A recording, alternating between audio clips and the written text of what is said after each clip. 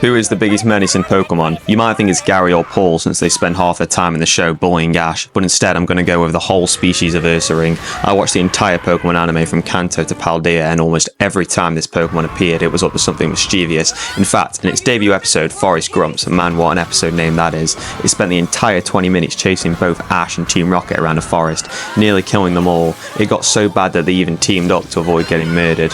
After this close encounter, it only took a few more episodes for another mischievous moment from this evil bear. In Unbearable, we see a little Teddy Ursa use his cuteness to trick gullible idiots like Jessie into giving them food, but by the end of the episode it evolves and just decides to dedicate its entire life to stealing. What an arsehole.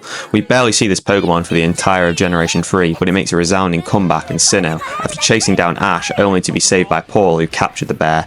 Now, you might think after being caught it would calm down, but you'd be wrong. Not only was this guy mean, he was an absolute tank, nearly destroying every Pokemon he faced. When Ash faced him, it took 4 of his own Pokemon to beat this strong-ass bear. Imagine if Paul had used an Ursaring in the quarters, I'm not sure Ash would have even won. For Black and White, Ursaring doesn't really do much except attack Ash a few times, endanger Sweet as Honey and Butterfree and me.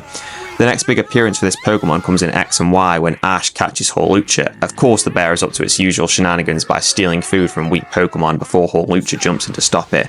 After missing his flying press attack, the bear literally tries to crush Hawlucha with a rock. I'm telling you man, these Pokemon are something else.